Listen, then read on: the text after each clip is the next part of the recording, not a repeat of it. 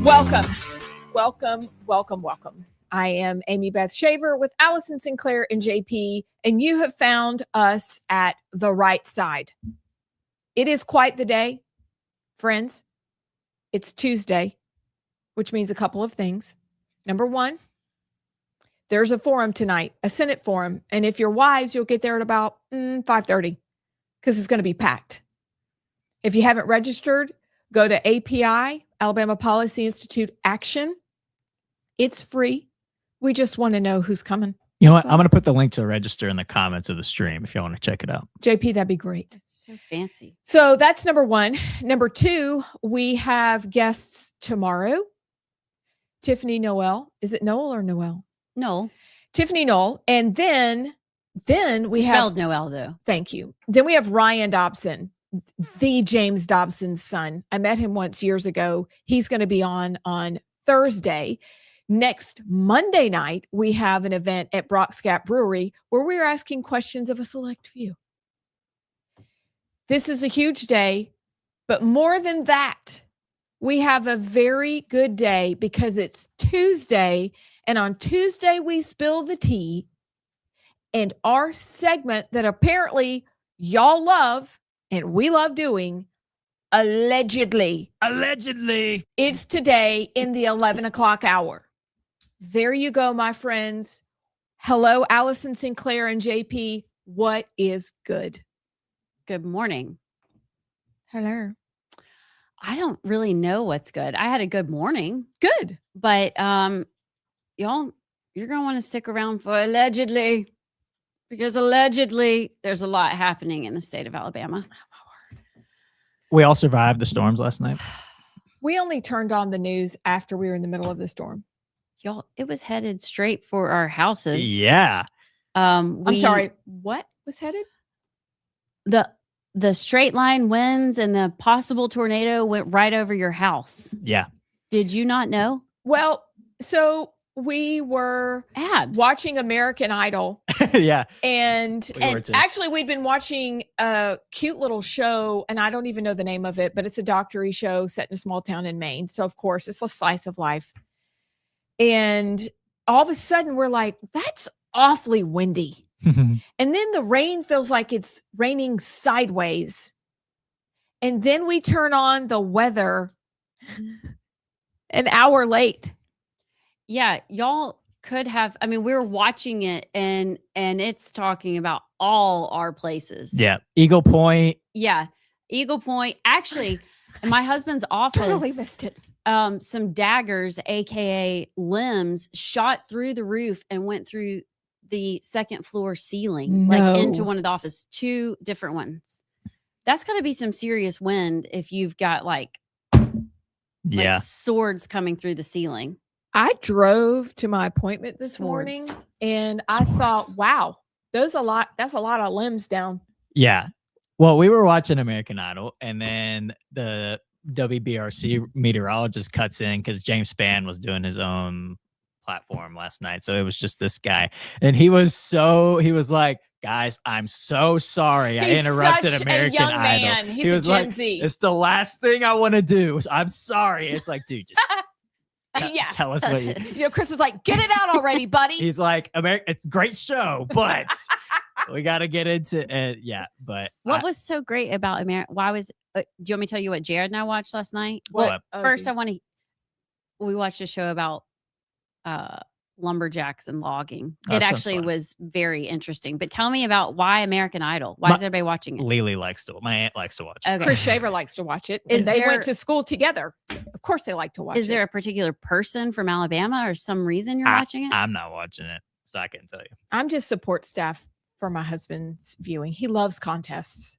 What I did want to watch, was the WBC, the baseball game between U.S. and Mexico. Yes. Because all my brothers and cousins who lived in Huntsville and didn't have the meteorologist on the TV were talking about it, and I go to change it, and I just go to the Fox meteorologist who's on there talking, and I can't watch the game. So I didn't get to watch it because of the weather. And apparently it was a great game. Apparently. Because everybody wants to play in it now after being a nothing game. Now it matters. I don't even know what this is. The World Baseball Classic. It happens every 2 years, I think. It's pretty much the Olympics of baseball, except they actually care, and there's no Olympics.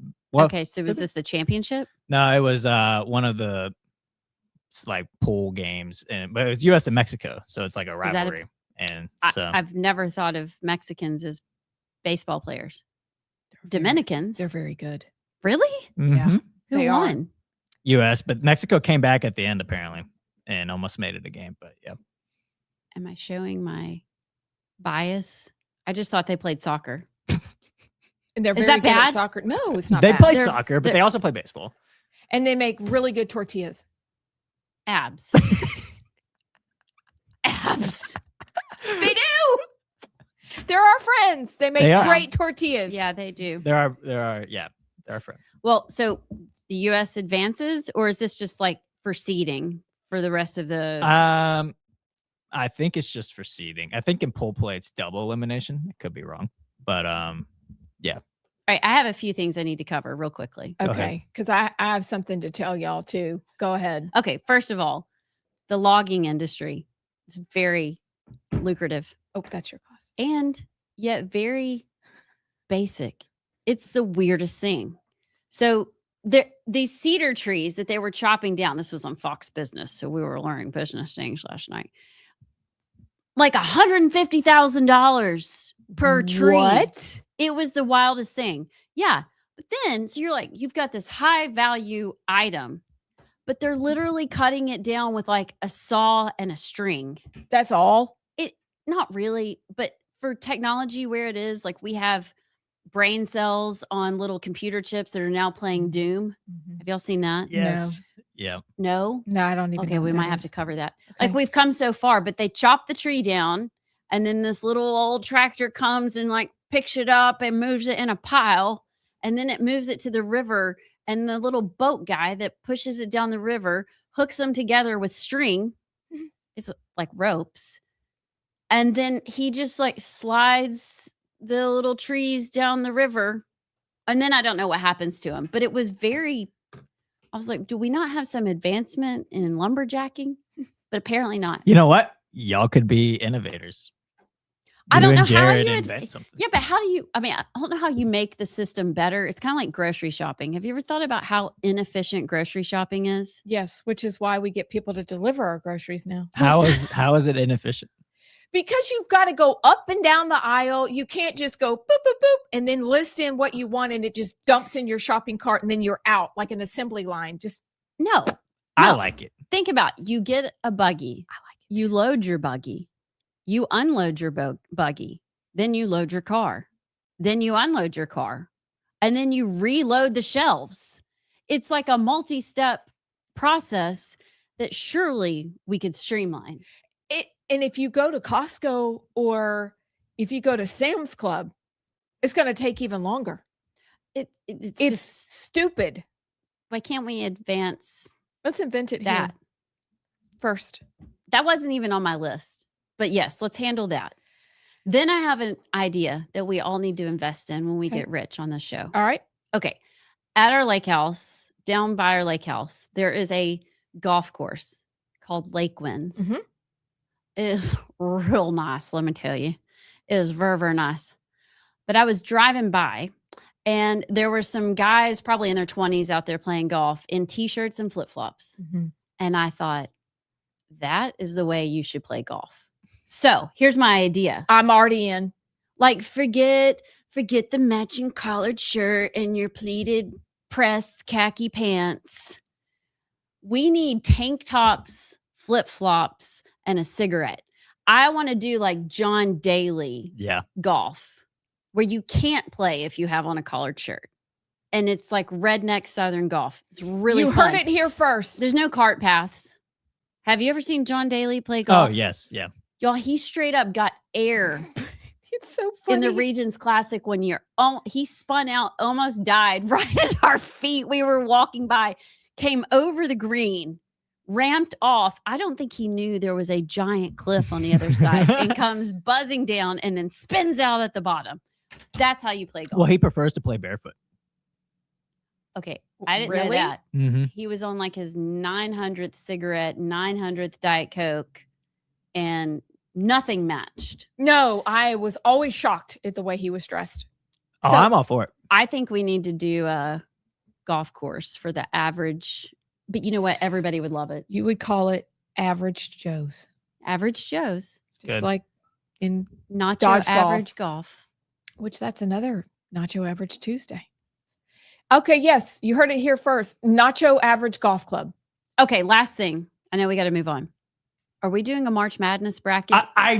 Allison, No. I had that thought last night. I'm not kidding. Why? Excuse No. me. Do not do a bracket with her. Why? Or do not agree to any sort of retribution. Why? What's wrong with me? Not doing it. What did I do? Wait, Not because last year I had to wear sweats to work. I will not participate. Had to. Refuse. I forgot that. Okay. Refuse. Because Amy Beth dresses up. Okay. In the old show, in our old life, There was no camera. I didn't wear Peter Pan collars and, look together. I would roll up in like a sweatshirt, my hair in a bun. Literally, Scott Beeson used to make fun of me. I look like, what's it, Bam Bam? Yeah. Yeah. I mean, because we're not on video. So, like, whatever. I can still talk in my sweatpants. Amy Beth always looked like she did. So we had a bracket, and the punishment was if Amy Beth, everybody had different ones. If she lost, she had to wear sweatpants and a sweatshirt. Hurts, Oh, and the Studio. punishment. hurts my feelings. But you know what? She lost, and she shows up in her Aviator Nation, which is like luxury sweat. It was a pants and Christmas sweatshirt. present from my Anyway. husband. She worked it well. we gotta find a fun, lighthearted retribution. But Food. yes, last Food. night I had Somebody that thought. has. Okay. Okay, guys, I am traumatized. Can I finally share my trauma story? Go ahead. Oh, sorry. Please. I had ideas. Go No, ahead. your ideas are great. I just need to get this out because caffeine has hit splashdown and I'm Circle of fine now. trust. Yeah, circle of trust. I have a problem. Okay, Admit it. That's I- the first step. I go to the doctor today and I love my doctor. The problem is not with the doctor. The problem is with the hospital systems and the questions that they now ask on intake forms. And I'm wondering if when you got your physical or you go to your doctor's appointment for the year, if they ask you, and this is a change from the last time I filled out paperwork a year ago, they are now asking after your marital status. So they know if somebody's married or not. Now they ask you if you're female, gender queer, male, non-binary, not listed, transgender female, transgender male. This is what is on the intake form. Then they ask my sexual orientation. Bisexual, choose not to disclose, don't know. If you do not know, you need to go home. Lesbian or gay, something else, or straight. Something else. That's a something legit. else. Or so choose not to disclose. That should have been enough. Don't know, which means you need to go home or you are demented. Lesbian or gay, something else. Again, should have already answered this and covered it in number 1 or number 2, or straight. So then they also, of course, ask all the ethnicity questions and whatever. Did they ask if your husband beats you? No, they didn't ask that part. They usually do. No, they don't care about that. Nope. This group, it's Baptist Health at Brookwood Hospital, but it is owned by Orlando Health. And it would really confuse people if they saw that it was actually Orlando Health that now owns Brookwood Hospital. But they say Brookwood Hospital, Baptist Health. So I, of course, try to answer these questions online. You should never answer those questions. Well, Abs. You no, leave them blank. it didn't work. So I get in there and they have to hand me the old-fashioned paper copy because somehow the Wi-Fi skitzed out at my house. And I'm like, whatever. So I get to the fun girls at the front. I love them. I love my doctor. Let me reiterate. I love her. But they hand me the papers to fill out. And when they get to the gender questions and the sexual orientation, I just wrote on there, this is silly. Y'all are dumb. And I turned Good it for in. you. That's exactly And I was like, what you I'm do. not going to answer these questions. It was kind of like the invasive questions on the forms when you guys are playing sports and you have to fill all these dumb forms out. And then they get really invasive about your daughter's health. And every time I'd answer, not your business, not answering. That's This my is girl. dumb. But when I filled this out, I thought, I'm a grown woman. And I need to know if other people out there have been to the doctor and they're asking the dumb questions. You can say it. We're not on radio. I'm going to stay classy. The dummy questions. The dummy questions. Yeah. Those questions should never be asked. If you are a healthcare company and you are asking those kind of questions, you have no business being in healthcare. If you do not know if it's a male or a female, married or straight or gay, like, okay, I get it. You got to ask if they're gay, whatever. I don't even know what that has to do with anything. But you guys almost got up and walked out. But I realize it is the healthcare company asking the questions because most offices are owned by the healthcare companies now and the hospitals. And I thought, this is the dumbest thing ever. I need to know if I'm alone. Okay.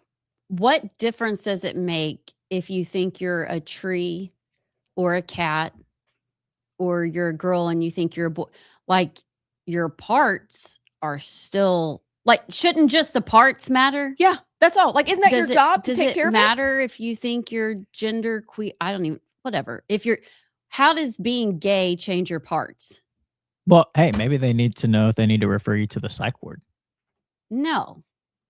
They just want to be able to continue to affirm your craziness, get you the support you want. My favorite is when they ask, okay, I guess for a while it was how many alcoholic drinks do you drink in a week? That's gone. I can kind of get with that one. I mean, maybe they need to check your liver enzymes or maybe, but okay. So are you trying to tell me I have a drinking problem? And then when they went to, do you feel unsafe in your own home? Are you secretly hit every day when you walk in? I'm like, what?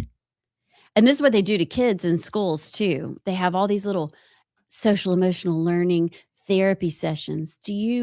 Are you happy with your life? Do your parents, do they make you do chores?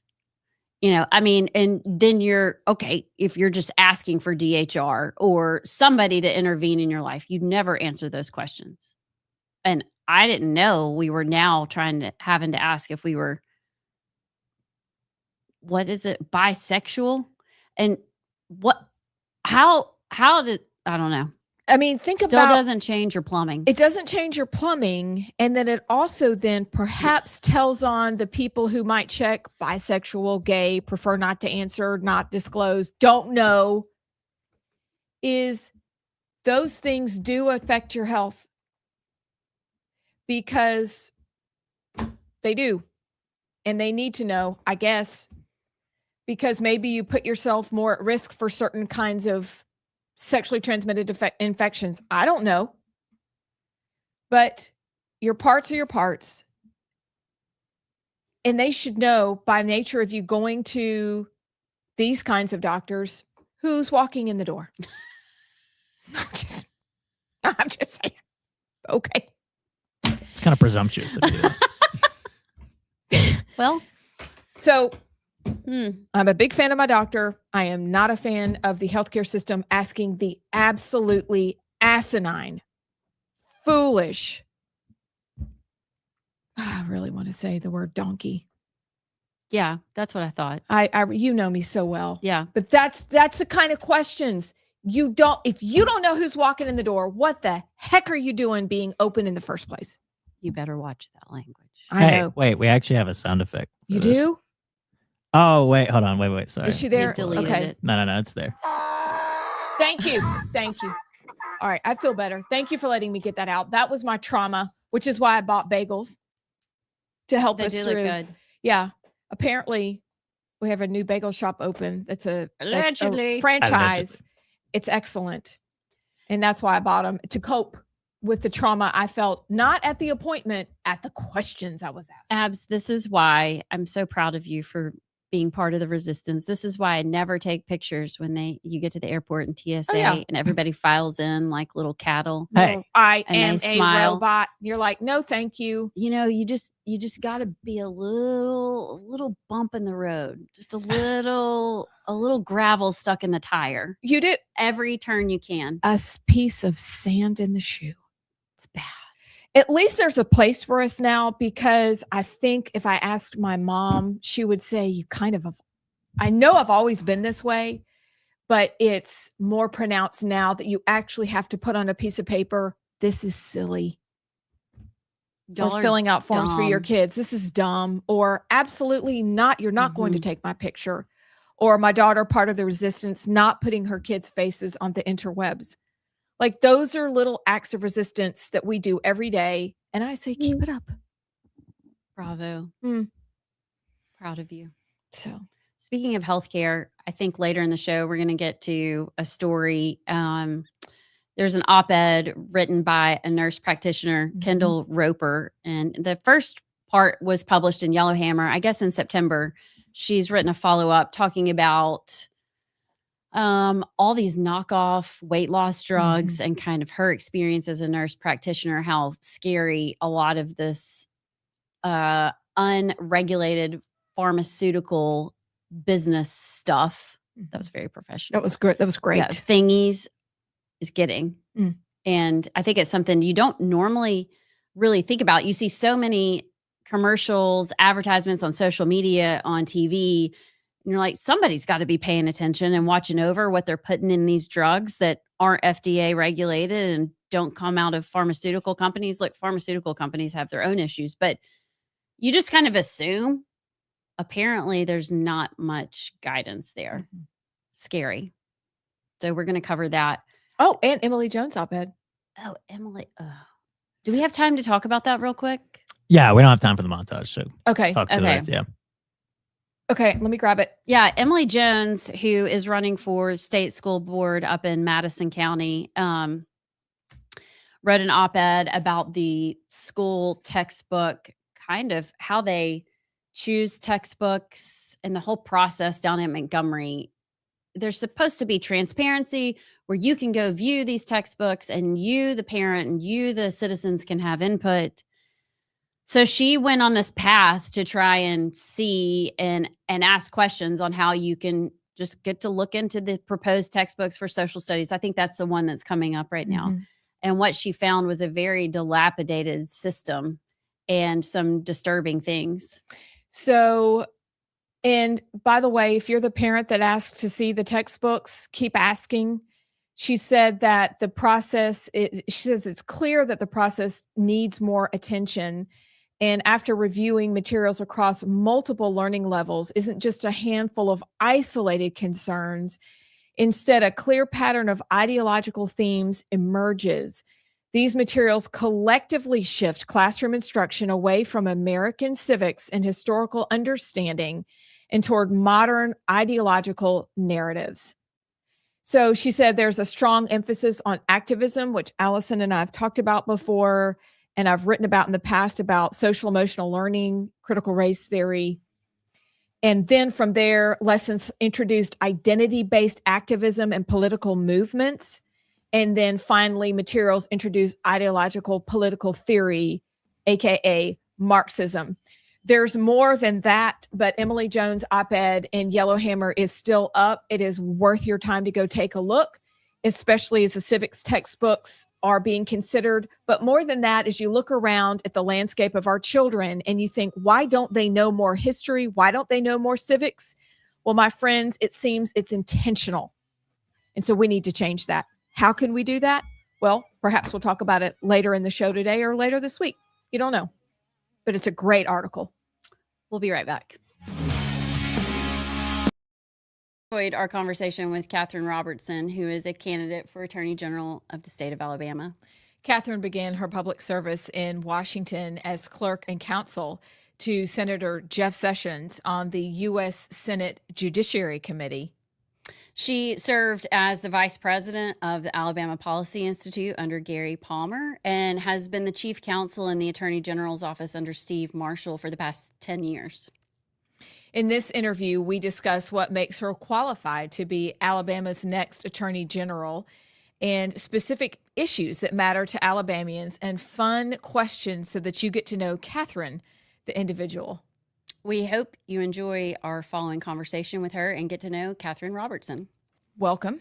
We are here with Catherine Robertson, who is running for Attorney General of Alabama. Thank you for joining us today. Really fun to be with y'all. Thanks for letting me wear a hat. I love your hat. Yeah. I'm upset I don't have my hat on. You're left out. I'm totally left out today. Hers is pretty cool, though. I can't read it because my eyes are going bad, but it's Marshall County Sheriff's Office. Sheriff Phil Sims gave me this hat. He's a good dude. I love to wear it. I am guessing he endorsed you. Yes. Nice, nice. Mine's Rightside Media. You can have one too. Yeah, love it. Blue or black? Take your pick. Oh, yeah.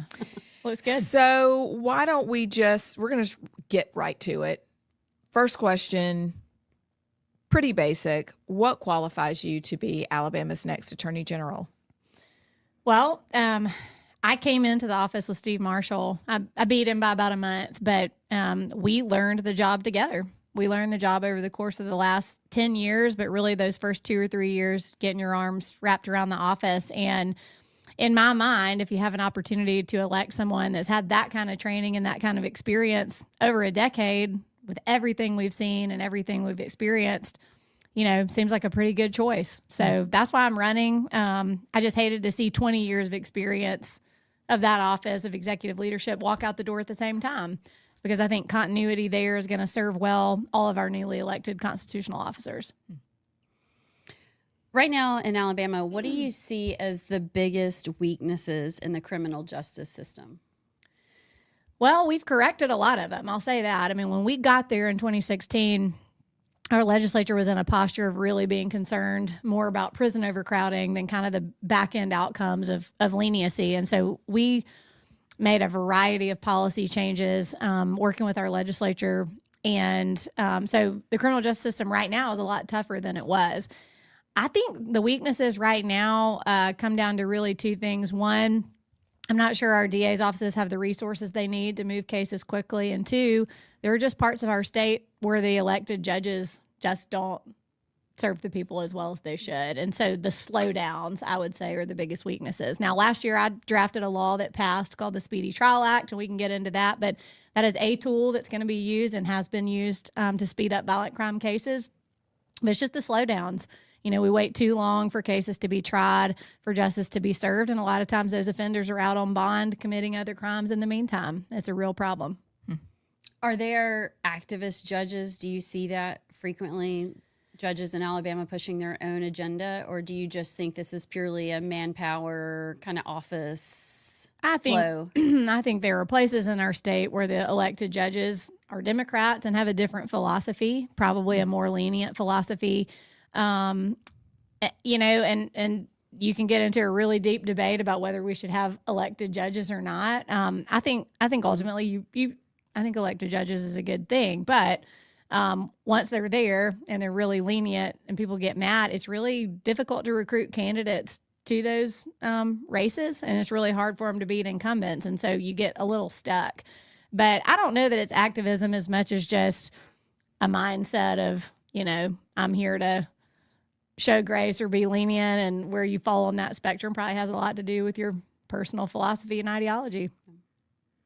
So, to the hat you're wearing and the illegal immigrants that are being gathered up in Marshall County, it's a place Alabamians probably know a lot about. That may be one of the first places people go, oh, that's in Marshall County. Yeah. What are the legal tools that Alabama has to respond to the consequences of illegal immigration? Yeah. States have been hamstrung in large part to do immigration enforcement themselves. Alabama tried to pass a law to empower the state and empower law enforcement several years ago, and most of that got struck down. So the best tool we have now is partnerships. Sheriff Phil Sims, who you just mentioned, has a great partnership going with ICE. And so it's just a collaborative, cooperative relationship. I think the unique role that the AG's office plays is the national litigation that we take part in. I mean, of course, we're going to be facilitating. Welcome back. You're at the right side. I am Amy Beth Shaver. You guys, I just got an invitation for my granddaughter's first birthday. It's Amy Beth Shaver. It's a little bit of good news, a little sunshine on some heavy, heavy news continuously. I'm Amy Beth Shaver with Allison Sinclair and JP. We're also talking again about the forum tonight, 6:00, Hoover Public Library. I know many of you have made plans to come because you've asked about it. We're so glad. Make plans to be there early. Tonight's event will be packed. You don't want to miss it. But there's a link in the comments on the stream to register to attend in person that you need to go to. So, all right. Thanks, JP. Or if you can't make it in person, we'll be live streaming on all of our accounts that you're watching on right now, including Yellowhammer's Facebook and X. So, or you can just go to rightsidemedia.org. Perfect. Done. Thank you. We're looking forward to it. Hey, guess what time it's right now. What time is it? It's time for the montage. Time for news.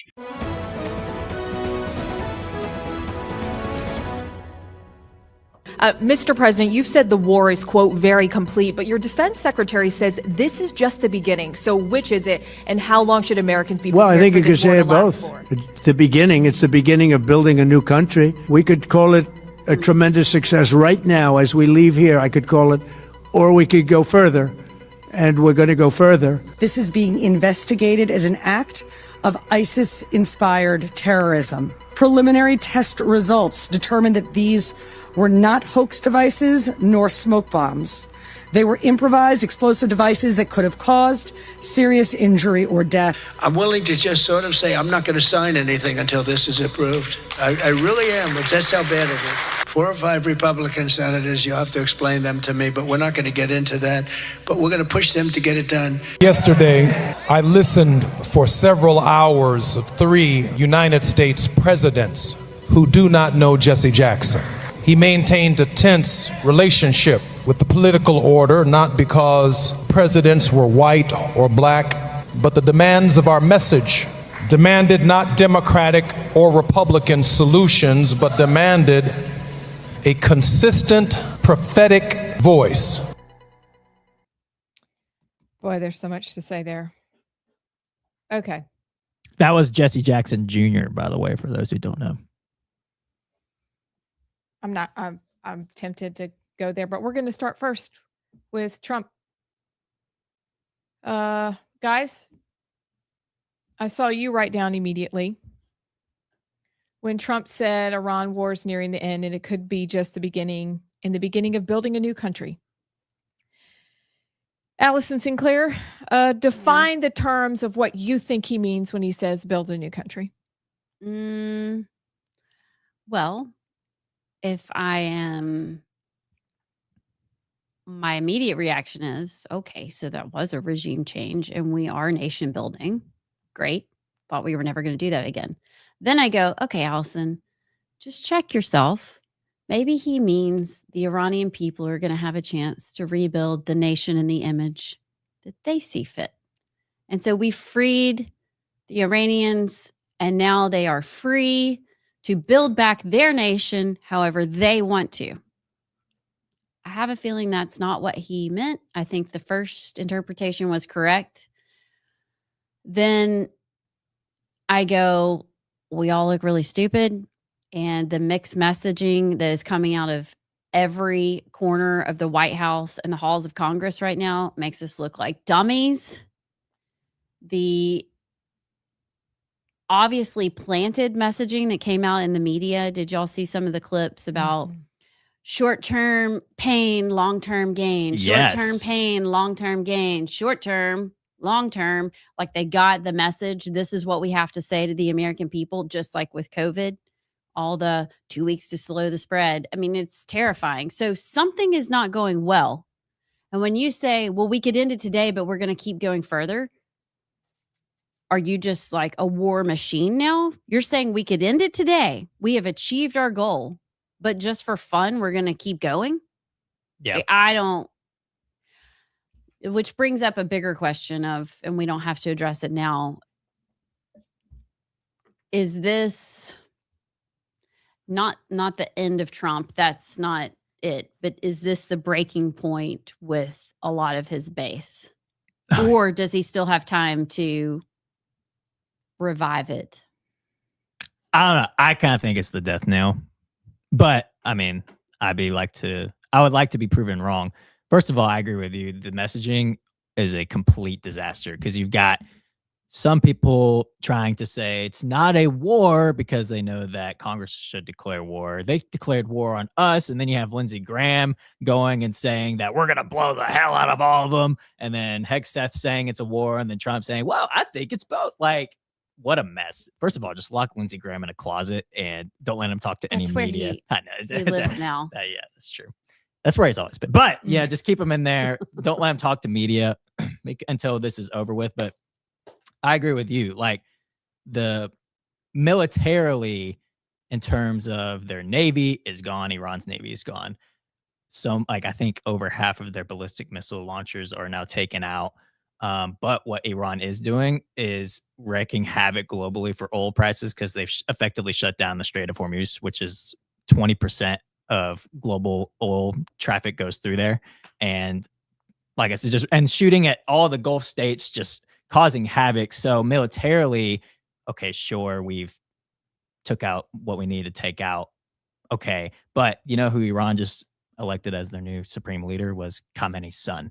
And if you look at the streets of Iran, they're all rallying and praising him. So if your goal was regime change, failed. And the only real way to do that is to get boots on the ground and go in, which will be a buzzsaw chain, like awful, awful situation. So objectively, if you were trying to take out their nuclear facility or take out their nuclear capabilities, I don't think that's been achieved. The uranium's still out there. They didn't have the facilities in the first place since last summer. If you talk about militarily, okay, militarily, we've taken their stuff out. Okay. Can we leave now? No, we want a regime change because they just elected the Ayatollah's son. And what is the last thing you have to do that is go into the fortress of Iran that is in the middle of mountains surrounding it. It's a disaster all around. But I think Trump saying he's going to go further means try to regime change. So I saw something last week and it concerned me. Is this something we haven't dealt with as much, which was Iranian propaganda? And I'm wondering if the mixed messaging is to communicate in a confusing way on purpose to ram up against the propaganda coming out of Iran, telling the people everything's great, everything's fine, because what they're saying is ridiculous. We also know that there's been communications with Russia, between Russia and Iran. That's happening. But I'm wondering if they're doing this on purpose to confuse the Iranians so they don't know what we're going to do next. I don't want war. I think boots on the ground is horrific. I really don't want a nation build. That's also wretched. But I do wonder if this is on purpose from the administration so that Iran doesn't really know what's coming next. With Trump, I think like Trump saying, oh, it could be both. I think you're giving everybody except Trump too much credit with that. I don't think Lindsey Graham, the Markway Mullins, those, I think they generally don't know. And I think they're just speaking, or they're talking. Or maybe they don't want them to know. Maybe they really don't want anybody to know. I don't know. I think this is the case with Trump. Maybe I do think Trump is surprised. I don't think he expected the war to go this way. And I think his way of dealing with it is to play both sides and be like, well, it could be both. It could be done tomorrow or it could be done. But I think the others, like the rest of the GOP, I think they are just flying blind. Chickens with their heads cut off. And I think it's the White House's job to enough. No more media. Let President Trump, let Hegseth, let them do the talking. And Caroline, that's it. And Caroline. Everybody else, zip it. Y'all shut up. But I do wonder if confusion is part of the strategy. I do wonder. because Trump doesn't do things that he doesn't have a plan for. And in the past, when I've doubted him, I come out and however many months later, I'm like, oh, he knew exactly what he was doing. He is generally, think about coming down the stairs and the laughter that he received for saying he was even going to run for president. Then think about the laughter he received from the world for a long time. Hey, they're tapping my phones. They're listening to me. And people are like, that's ridiculous. They're saying it's Russia. That's ridiculous. I mean, on and on and on. This is what they're doing to me. Nobody would listen. I do think that he knows exactly what he's doing, and I think he's holding it close to the vest. I do believe that. And I believe that this confusion strategy could be purposeful. Could be. But we won't know. We won't know until we're done. But again, I'm with you. I'm not for nation building. I'm not for boots in the ground. I'm not for what, like Khomeini. He's going to have to go and eliminate him. This is the worst possible person that could have been put into in place. Worst. The Iranian soccer women, 5 of them sought refuge in Australia. They're going to be allowed probably to stay. They're worried about their families. I don't know. Wait, what's that story? So it broke, I guess, over the last couple of days that 5 women of Iran's women's soccer team sought refuge in Australia. And it looks like they're going to be allowed to stay because they're worried about their safety. They were giving the international hand signals somehow during the soccer match for help. So is that like when you put your thumb in yeah, your, you do I'm being trafficked. Yeah. So apparently that happened. I don't know. This is not great. But I do think for a person who generally knows what they're doing, I don't believe he doesn't know what's going on. But I do believe that this is going to take a heck of a lot longer than we think. I do know that. And that's not, I don't think that's great. They're still playing soccer games? Yeah, they're still playing soccer games. In Australia? Hey, got to let them play soccer. Apparently. I mean, I know. Surprising. I guess what else are you going to do? At least you're not in a bomb shelter. Go play soccer. Y'all, I don't know. I don't even know what to believe anymore. I generally just have gotten to the point where I don't believe anyone. It's really sad because I used to be the opposite. I used to be so trusting and so naive, and everyone has good intentions. Yep. And everybody tells me the truth, and everybody has the best intentions for America and loves our country and wants to be constitutional. And we serve only the people that we ran to serve and that elected us. I could not be more wrong. So I'm just guessing we're not out of this anytime soon. Yeah. No. Well, I know that. If we want to move, to wrap a bow on it. What I think from a 1,000-foot perspective, what have we achieved from this? Like I said, we haven't taken out their nuclear capabilities as of now because they didn't even have it as of now. You could say that we effectively destroyed their military, which wasn't even a direct threat to us. It was only a direct threat to Israel and the surrounding countries around there. So we really did somebody else's job for them. And then on top of that, the regime just got 10 times more radical because the leader's father got taken out by you. And guess what? In about 3 years, when they still have the uranium and they're able to rebuild their nuclear facilities, well, now that's even more of a problem because you got an even more radical base there. So the regime's still intact. And I mean, they're going to rebuild their military over time. So it's just like, okay, so all we've really done is helped Israel in the short term. And in the long term, made our problems way worse, in my opinion. And on top of it, 9 U.S. soldiers, I think, is the latest number, are dead. Also, don't forget about the sleeper cells that Will Kane talked about yesterday. Yesterday, I think. Mm-hmm. So there's that. But we'll see. We will see. Did y'all hear Lindsey Graham on, was it Maria again? Yep. Where he was signing off. Or no, that was Sean Hannity. And he said, and God bless Israel. Didn't even say God bless America. God bless our troops. God bless the USA. And God bless Israel. And Sean looked at him like, normally you would sign off as an American senator and God bless America, protect our troops. She was telling his AIPAC handlers, Yeah. I got you. I'm with you. Did y'all see he took secret meetings I did. to meet with Netanyahu to lobby on behalf of getting the war started? I'm pretty sure that might be illegal. How to convince Trump to do it? Yes. Is it treasonous yet? Can we throw him out yet? What about the Hyde Act? Maybe. Yeah. What is the verbiage exactly in the Hyde Act? Okay, so let's see.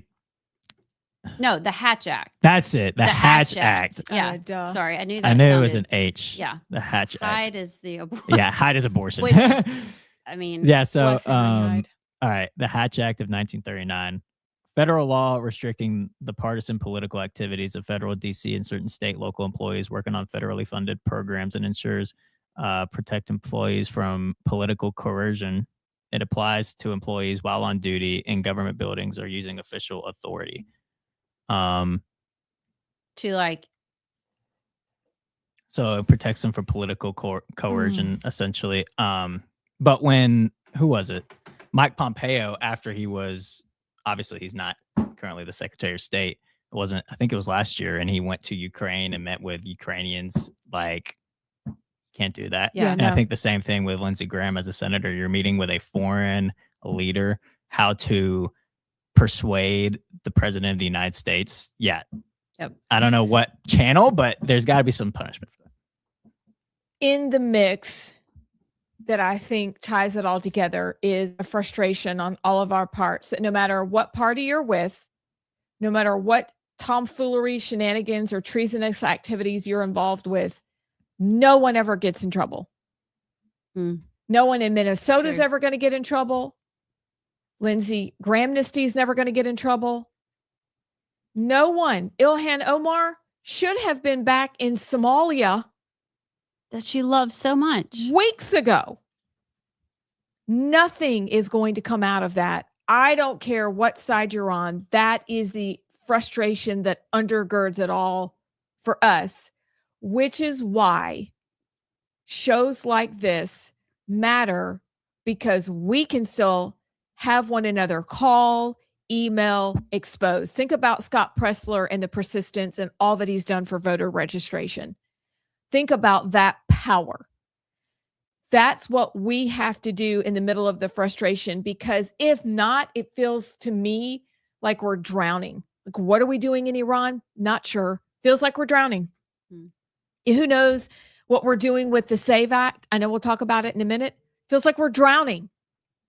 In Alabama, certain things happen over and over again, and it feels like we're drowning. Like, somebody throw us a life raft. When I think it's time, I'm only reminding myself, no one is coming to save us. We have to save ourselves. And we do that by making phone calls, bringing people along, getting them involved, coming to Senate forums, coming to breweries to listen to our local officials. Local is where it's at, but also exposing issues constantly, even when people say, you can't say that. Yes, we can. Whether it's state, very small community, or national. This is where I think the strength, it is my observation, this is the strength of this medium, is exposure and conversation.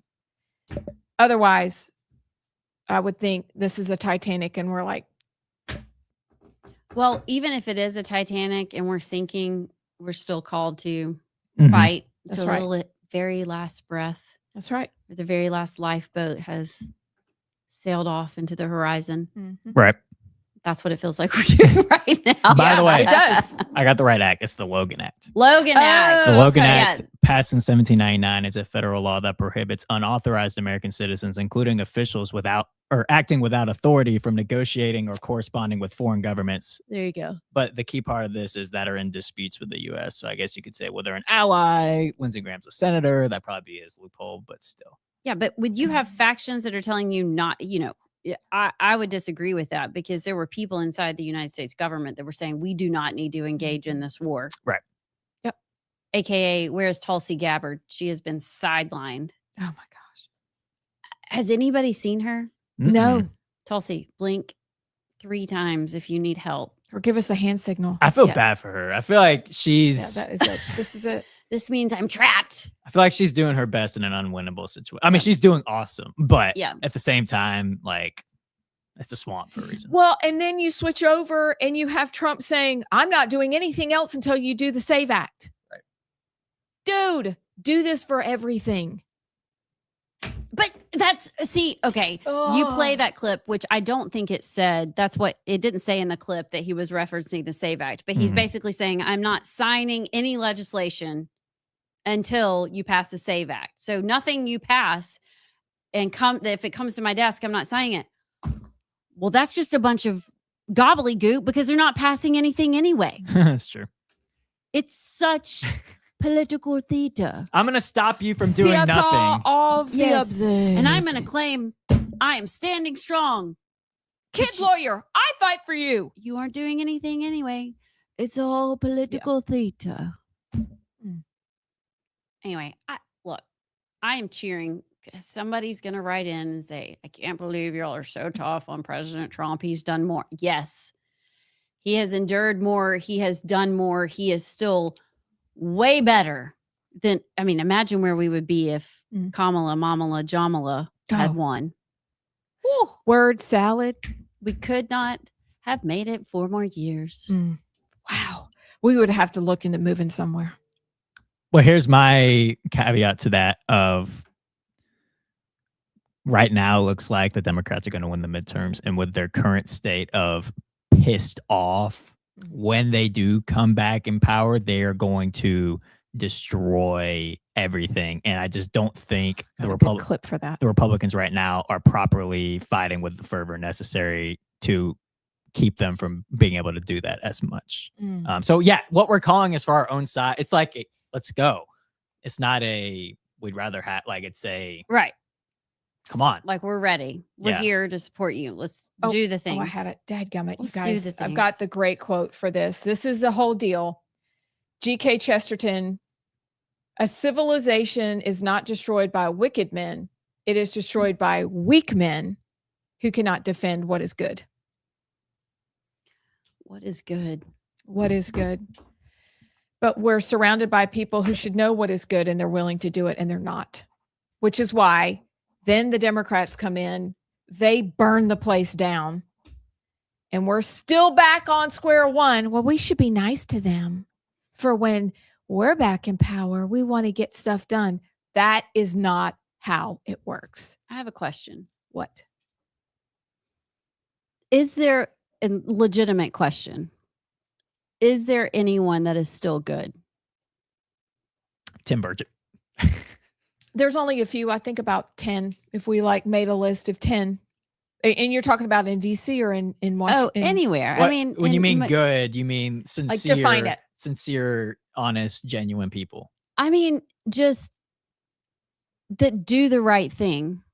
Oh, That just genuinely are in Montgomery or DC that want to serve the people, that live a life of integrity and honesty, not just on policy on the House or Senate floor, but in their personal lives.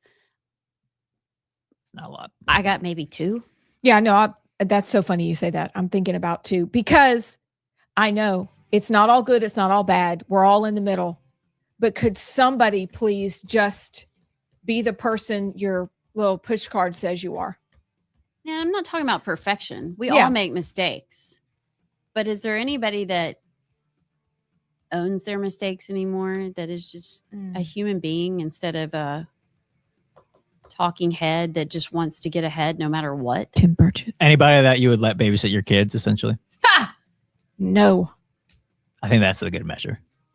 maybe 3 people. Yeah, there are people I would let babysit my kids, but they still, I'd have the cameras on. yeah. Well, no. God, we'll be back. Y'all have heard us talk about Inspire Advisors, how Paul Breyer and his team at Inspired Advisors will help you grow your investment portfolio while also screening out companies that don't stand for conservative Christian principles. Paul and his team are experts on what they call biblically responsible investing. And for a limited time, they're hosting a free class that you can register for. Check out the class and register for free at moneypatternwealth.com. It's godly, it's conservative, and it's financial freedom. Again, go to Inspire Advisors at moneypatternwealth.com. Check them out and tell them you heard about them at Rightside Radio. Enforcement relationships. We even have a federal law enforcement liaison to make sure we're all staying on the same page. But, you know, the president has had a very difficult time getting his immigration plans and executive orders and all that into action because the blue states come rushing into court. And so one of the most important things we've done is to back him up and to say the states are harmed when the federal government doesn't do X, Y, and Z appropriately. And that's why we support the president. He has every right to do this, whether it was the travel ban from a few years back or the Remain in Mexico policy or the parole for immigrants. We have supported the Trump administration or fought the Biden administration in all of those spaces, which is something only the AG's office can do. What are the non-negotiables for election integrity in Alabama, and as far as what the Attorney General can control? Yeah.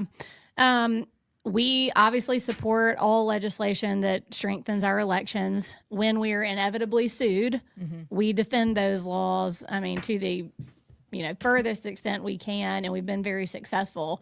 When it comes to election fraud that takes place now, our office hasn't been referred, voluminous cases of election fraud, but there are places where you start looking at the number of people who voted, the number of absentee votes, and then the population there, and you kind of start to wonder. And so we've got tools to deal with voter fraud. It is a crime in Alabama, and, we investigate anything that's forwarded to us.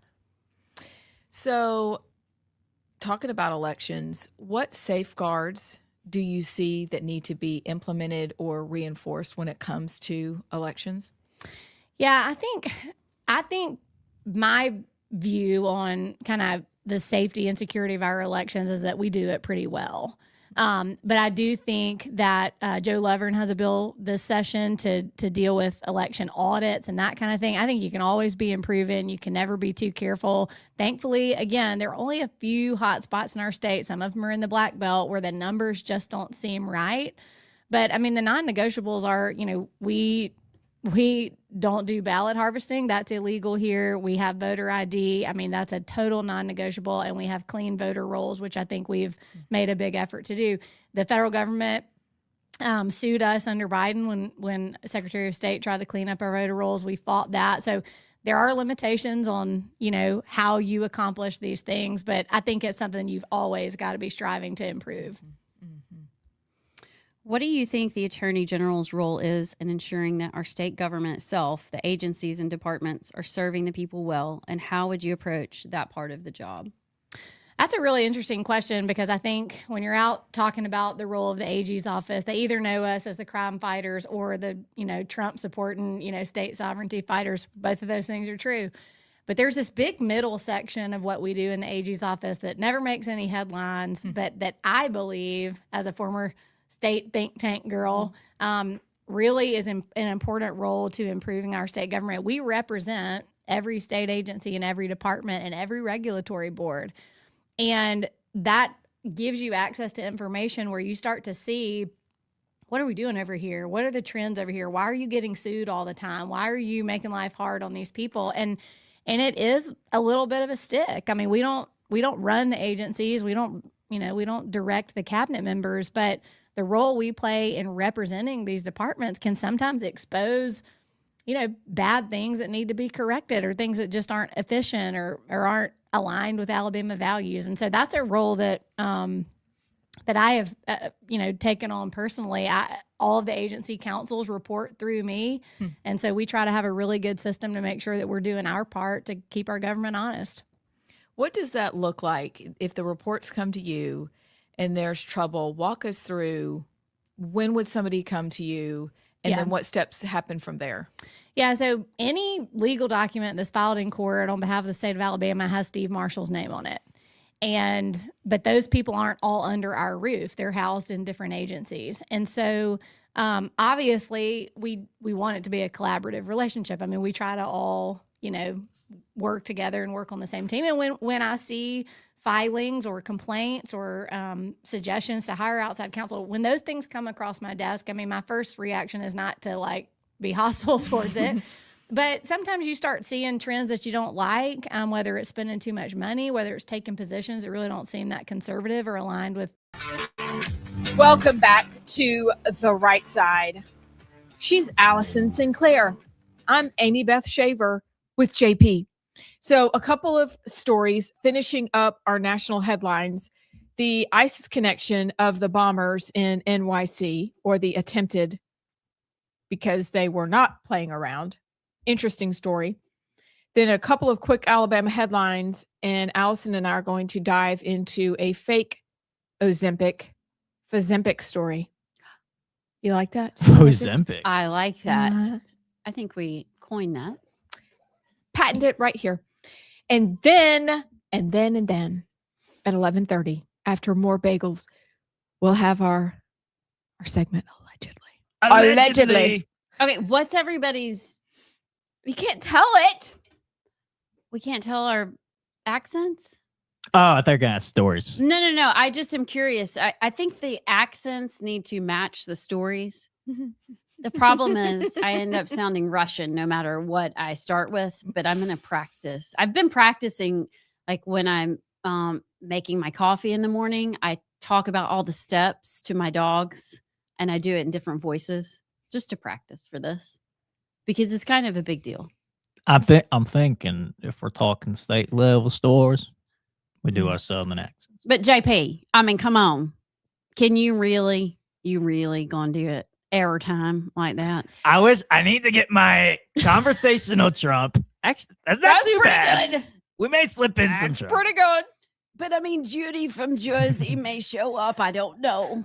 And you should think that I would learn my Pittsburgh accent, but I don't have it down yet. I tried this weekend, but I couldn't get it. What about Judy and Marge? Well, Marge could do it.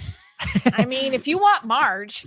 So maybe our listeners, do y'all want the high stepper accent, or do you want Judy and Marge? Just let us know. Or we could do British, but British doesn't really go with the stories we're telling today. We'll save that for next Tuesday, darlings, when we have, or a Connecticut accent. A very fancy people who live up on the East Coast and think they're better than everyone else. I don't even know how to do that. So y'all let us know what you think. Let us know what you think. But first, did y'all think it was weird that there's an ISIS connection to the kids who almost blew a lot of things up at Gracie Mansion in New York City? Y'all, I have no clue what you're talking about. Oh my heavenly I don't know the story. Hold. I just saw Monty Donnie, Ma'am Danny standing there talking Sounds about better ISIS. when you say that. All right, listen. So fill me in because I'm clueless, which I have shame. Don't have shame. It's my job to keep up with, and I don't even know things got blown up. Well, things didn't Almost. get blown up, but they almost got blown up. So you have JP. Hold on, I'm rolling through to get to the story because it's on. There's a pig. This is funny to see what's in her stories. Listen, I got a lot of good stories. Ball. Where did my story go? There's saved Laura it. Loomer and Tallarico and Hakeem Jeffries. And look at this, And who is Eric that? Erickson. This is about that story. Oh, wait. Do you want to talk about this story? Y'all. The teacher prank gone wrong? Y'all. Oh, yeah. Talking about rolling the state house. Guys, we didn't mean it. And then I saw that story. It's so sad. So while you look for that, in Georgia, there was a senior prank, and these boys went and rolled. It sounded like their favorite teacher. Like, I think they really... It was their favorite teacher. Yeah. I think they really liked him. And as he's coming out to catch them, he's running out in his yard and they're jumping in their cars to take off. And I guess he slips or trips and it was wet or something and falls into the road and the boys run over him and kill him. Oh, man. It's a horrible story. That is some rolling gone wrong. And then the wife of the teacher that was killed is like, please don't press charges Right, against like, the boys. That's just a tragic accident. I really hope they don't get their lives ruined over that. What? I almost got killed by a ladder, literally probably Allison. 6 years ago. I don't know if I would I have don't know how you're died. I alive. would have been a vegetable. It was a giant ladder. We were painting our neighbor's house. It's a whole thing. And this ladder almost came down and I mean, would have taken me out. I don't know. But I had just passed underneath it and just got out of the way. Wait. Did you walk under, like through it? No, it was falling sideways. Sideways. It was sideways. Sideways. Sideways. Yeah, you don't walk under a ladder Okay, ever. yeah. You surely will die. Uh-huh. It'll be later, but that's bad luck. So I was walking beside it and it was kind of tipping like down the wall. Anyway, all that to say, when it's your time to go, it's your time to go. And it was his time to go. And I don't know how God will redeem it, but bless it. That's like so kids don't traumatizing. go rolling. Don't. Allison, don't roll the state house. It's a bad idea for lots of reasons. We wonder, we're not going to roll the state house for the people who were concerned. We were kidding. We Yeah. did. Yeah. That was a joke. We're not gonna do This that. is maybe in our introduction tonight. I am probably going to add in about our show that has a heavy dose of satire. We're joking. We kid. We kid. We kid. So You think we just- could outrun those state troopers though? I could. I could. I could not. I could. I will be the sacrifice. Go Abs has seen me run. on before. without me. We could do it. We could do it. All right, listen. This is real quick. The story is Jesse Waters says it like this. An ISIS-inspired terror attack just rocked NYC. 2 men hurled IED explosive devices at Mayor Mamdani at his mansion. The devices were packed with a volatile explosive known as Mother of Satan. And it happened on camera. What do you mean? Though there was a protest that was it pro-ICE protest outside the mansion. Yeah, it was It was like for law and order, and they were supporting law and order because, of course, Mamdani is anti-law and order. He is pro disrupting whatever ICE is doing. So people were out there going, no, law and order, go America. So these 2 cats, one guy in particular on camera flings this device packed with the Mother of Satan it was device like nuts and bolts at Gracie Mansion. And then you come to find out as they made their escape, don't know how with all the security cameras around New York City, back to their parents' homes in Pennsylvania, that the 2 people involved had ties to ISIS. The parents made their way to the United States. I don't know if they're legal or not. The boys escaped into this huge home in Pennsylvania. Turkish immigrant parents. But these young men, I guess they're 27, have been shown to have ties to ISIS.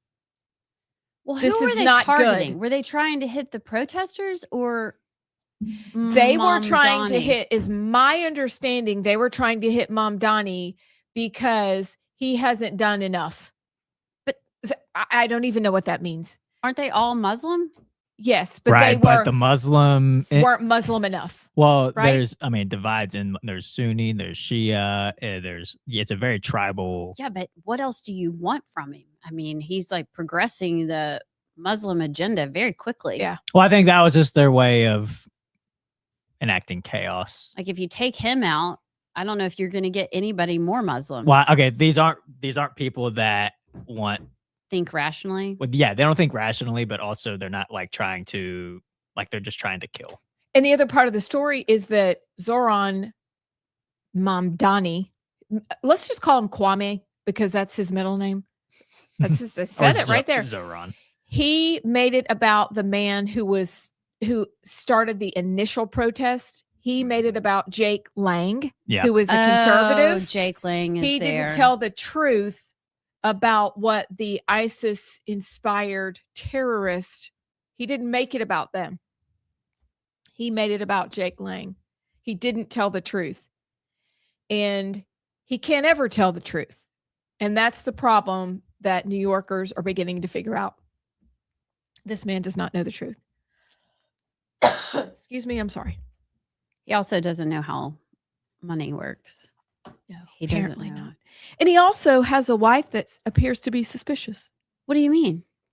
Well, there's been stories out about her this week that she appeared from nowhere, has no social media really, likes pro-Palestinian, really bad things.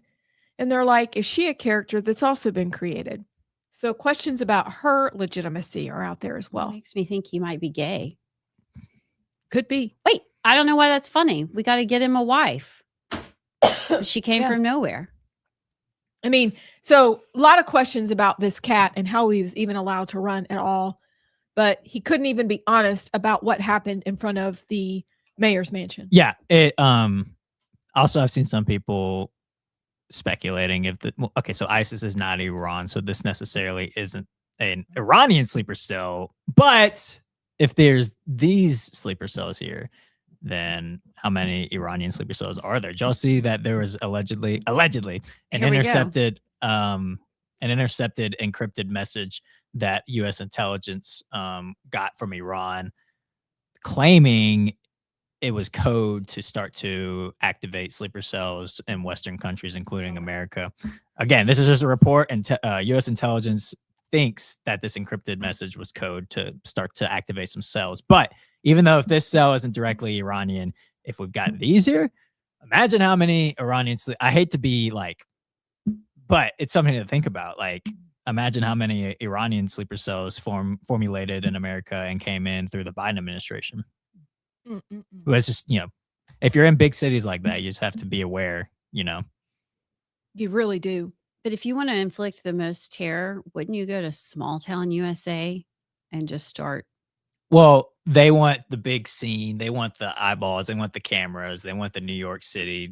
If they're trying to enact terror and scare people the most, you go where the most people are, but also the most culturally shocking New York City, LA.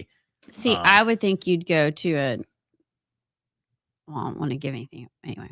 You know why I think there may be another reason why they wouldn't go to a small town?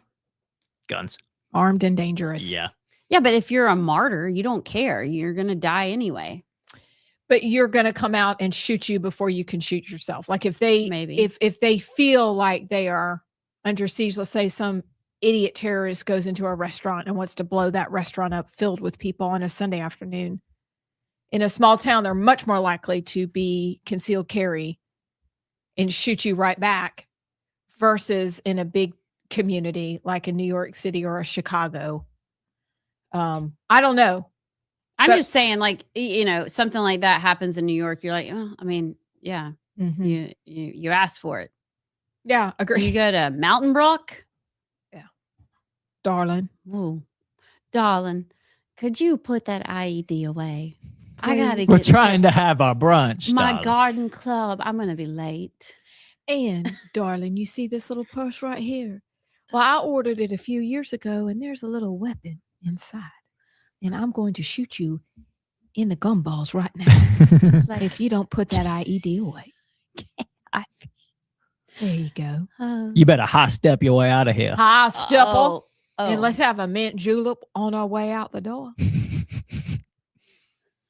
Okay. Well, I got my accent for the day. That's good, Amy Beth. I think I just have to go a little more slowly on my story.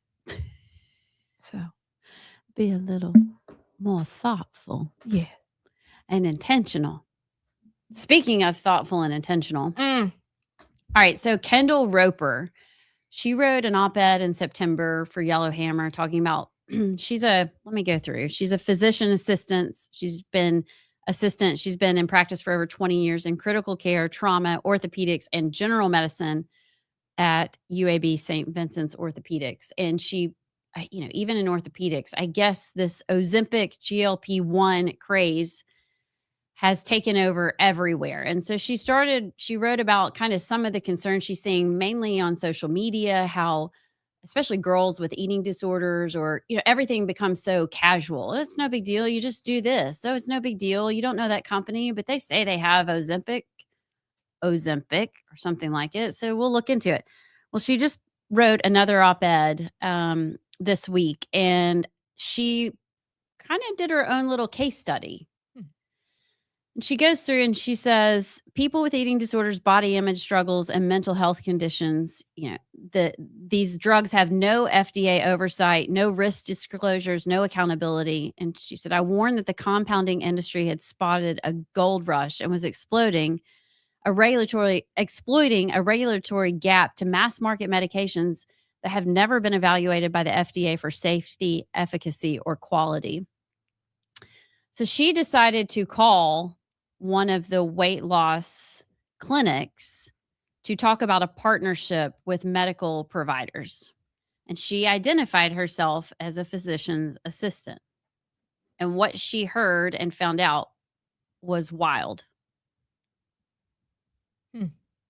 Oh, you want me to keep going?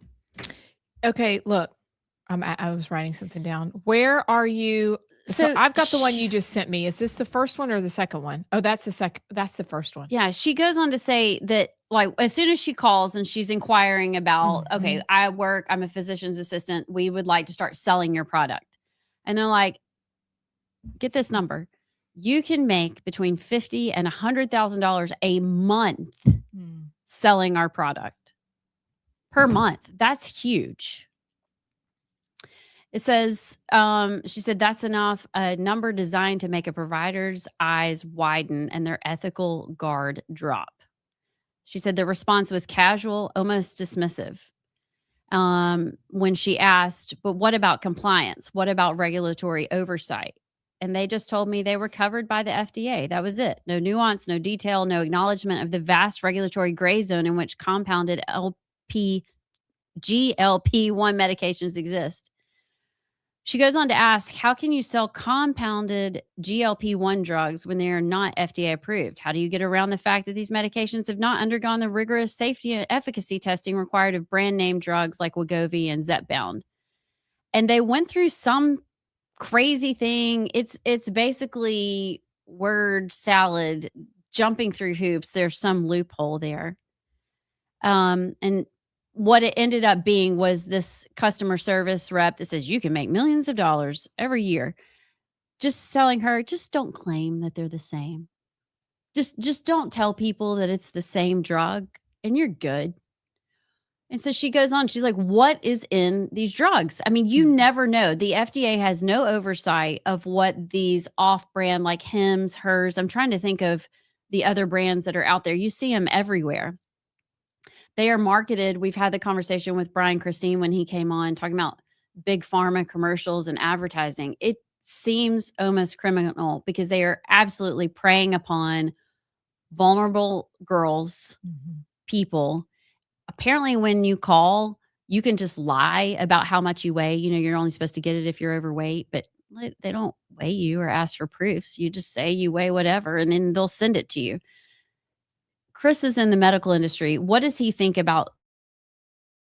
Is it as scary as it seems? Is it as much of a big business racketeering kind of, we just want to profit off the backs of people that are vulnerable and somewhat uneducated, but most people don't think through what these drugs actually are. They see their friend that got them and they assume they're safe, but are they?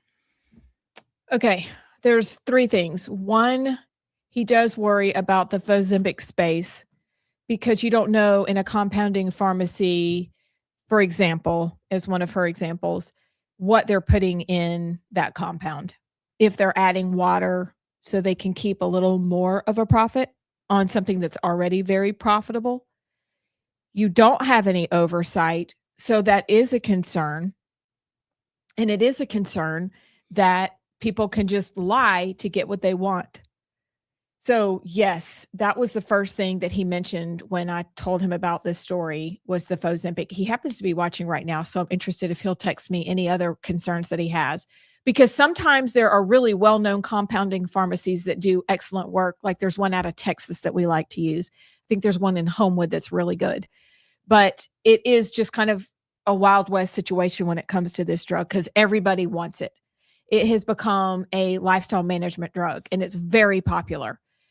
But the other part, though, and I'd be interested because I don't know the safety data and I don't know how long any of these were tested, except that Wegovy, Ozempic, and Mounjaro have been around for years now.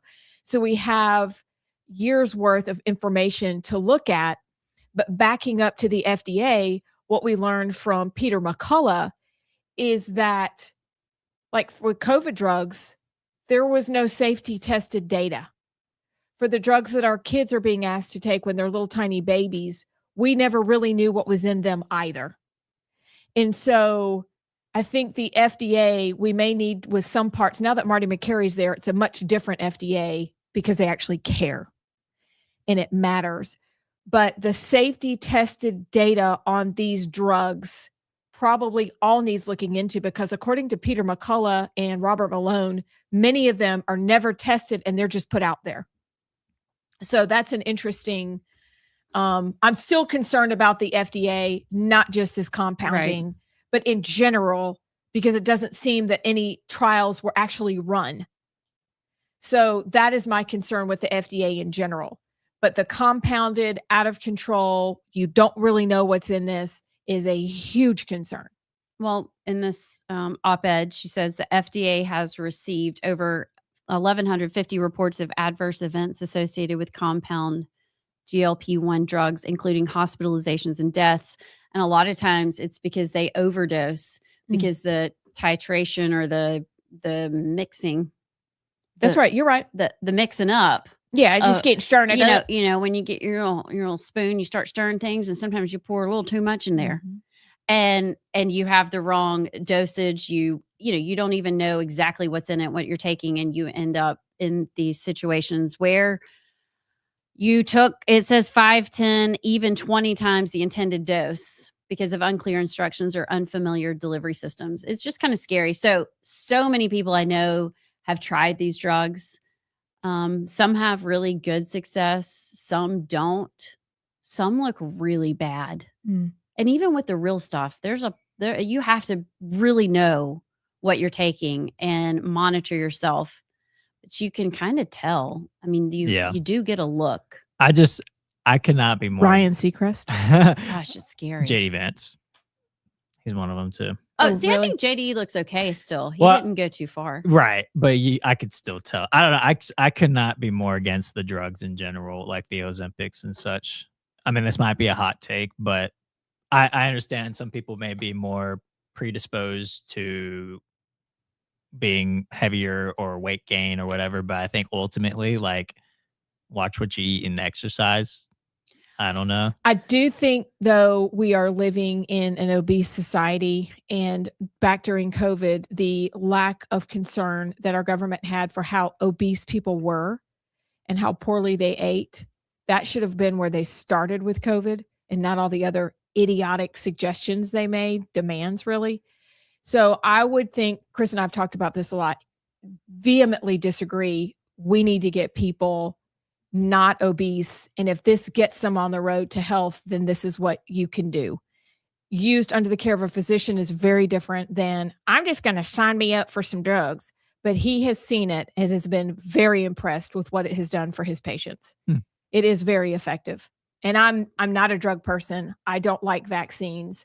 There are some that are good. And his experience has been that it is effective if somebody follows it and does what they're supposed to do. There's also promising treatment, not just for diabetes, which is huge. It'll kill you early, but also if you don't take care of it, but also for arthritis.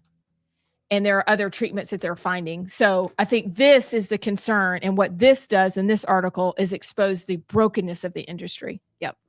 I agree. I think I've seen several people who are morbidly obese that, you know what, you start weighing, you're like, the pros and cons, getting that weight off, it will contribute to your health much greater. And that risk is worth it. But be aware of what you're buying and make sure you are, what is it called? Informed consent. Yeah, that's what you're looking for. That whole little pamphlet that they left out during COVID, ask for that. We'll be right back. JP here with Rightside. I need to remind you that Inspire Advisors is one of our sponsors, and they are doing amazing work. We know this audience, and you're the kind of folks who believe in standing up for your principles and being good stewards of your resources. What if the companies you're invested in don't reflect your values at all? That's why you need to meet Paul Breyer and his team at Inspire Advisors. Inspire Advisors, they are experts in the field of biblically responsible investing. They can help you grow your bottom line while also being proud of what companies you invest in. Inspire Advisors, you got to go check them out. Here's their website, www.moneypatternwealth.com, and tell them you heard about it on Rightside Radio. Or maybe not taken seriously enough things that the legislature has put in place. And so, starts with a phone call, but we do have tools. We can remove attorneys from cases. We can superintend cases. If an agency files something and we didn't see it, we can go in and say, don't listen to them, listen to us. And it's a really, really important tool that we have that's really little known, but I think we do a lot of good in that space. I had no idea. I know we talked about it a little bit on a previous interview, but that's fascinating. Yeah, I mean, we had a couple years ago. There was a regulatory board that it was the pharmacy board, regulated pharmacists. They've since had a change in leadership, so no shade on them. But they had filed a complaint against a particular pharmacy and a particular pharmacist. And when I looked at it, I was like, that's not right. I mean, that's real life. That's your livelihood. And so we went in and dismissed the complaint against the guy. It's an unusual role for the AG's office to play. The other interesting thing is that the AG by law can't really ever have a conflict, meaning conflicts don't exist. So there have been times where we've sued a state agency, even though the agency would normally be our client, just to try to get them into compliance with what we thought the law would be. We've done that on 2 occasions. Actually, I've actually taken a stand against a state agency before. It's really unusual, but it just shows that there's so many tools that the Attorney General has that if you don't care about getting the job right and you only care about chasing headlines, none of that stuff I mentioned, you wouldn't do it. I mean, there wouldn't be any use for it if you're just there for the politics of it. And so something I'm passionate about, again, I think that goes back to my experience at API and just really understanding our state government and the areas where it could be improved. And, I think with the next governor, that's certainly something I'd be able to offer. Like, hey, Governor Tuberville, you need to know I've been seeing these trends out of this agency and we're not going to be able to continue to defend this. Can you help me out? And that's how it ought to work. That's great. One of the things we saw during COVID was, and really actually past COVID, is DEI and SEL and all this critical race theory stuff has kind of trickled down into even rural Alabama, which people swore would never be there. But the federal government and schools, because we do take federal money, there are things that they push down that we have to follow. I'm thinking about all the Title IX, gender ideology, girls and boys and girls locker rooms and all that kind of stuff. What's your stance as if you were Attorney General of how do you protect the state and what the people of Alabama want? Yeah. And balance that with the federal government mandating these things happen? Yeah, so not to nerd out on you, but like in 2016, I wrote this paper before I left API called Selling Our Sovereignty. And I laid out all the federal funding that Alabama receives, which is not inherently bad. But I said, what if some administration comes in that's hostile to our values and starts using that as a way to shove things on us that we would never vote for in the ballot box? Well, they did, and Biden learned that very early on. I mean, we had a situation one day where our Department of Agriculture called and they were like, we're going to lose our free school lunch program if we don't do this gender language stuff in all of our documents. And I was like, whoa. It was the bathrooms. You had to have, They threatened it through our WIC program, Women, Infant, and Children's, supplemental nutrition program. They wanted that to be genderless. School lunches, and then needless to say, public schools generally. So there's 2 ways you have to approach those things. On the one hand, you're running into federal court and you're suing and you're trying to get it stopped. And we do that and we do it well. But the backside of that is somebody's got to be communicating with state agencies to say, look, we can't let you violate state law, but we also know your federal funding is at risk. Let's work through this and navigate this together. And that's a big part of the role I played. It's like we're over here litigating, and yes, we want to win. But I mean, I was writing legal memos all the time, trying to give these agency heads and their general counsels advice on not forfeiting the money because, the program is partially paid for by the federal government, but here's how you can maneuver, here's how you can navigate it, and then sort of policing to make sure that the stuff wasn't being pushed through anyway. Again, that's kind of the inside baseball part of it, but there's a lot of aspects to this stuff. You don't just file the lawsuit. There's a lot of work to do within state government, and goodness knows during COVID, I was putting out memos once a day saying, you can't do this, you can't do this. You've got to adhere to state law, and we will try to help you work through the threats coming from the federal government. So is that what it means then, where sometimes people see the Attorney General's office as that last line of defense? Yeah, I think. Welcome back. Welcome back, y'all. It is time for apparently one of our favorite segments of the week. It was invented by Junior over there. And it's our segment. It is called Allegedly. Allegedly. Junior, would you like to tell the good people what was in your mind when you created this segment, sir? What accent should I do? Southern. Do you have another one? The only other one I could do is maybe a conversational Trump. You can but do I haven't worked on the conversational Trump. Everyone, we listen and we don't judge. We may transfer from British to Southern ease to Boston. You don't know what accent is going to come out of one person's mouth. Well, we'll do it. Which is the other reason you got to stay tuned. I'll explain in this accent. Okay, great. Because that's great, son. The reason behind this segment to begin with, yes, sir, is when we old folk and in the South get together, round table, and we gossip, or as my wife likes to call it, gossiping. I just call it shooting the line. But when we talk about rumors and allegedly things we're hearing, we talk about it under the guise of allegedly. So if anybody wants to sue or get the law on us, we could say we said allegedly. Did you use the word the law? Yes, ma'am. Because that is the term that I have heard people use in Pike County. Is one time I was driving through there with my children, and they were very little. And I was coming up through there because we were coming home from Tampa, Florida. I used to call that place Tampax because it's a name but you don't necessarily like. But I love it because my son was born there anyway.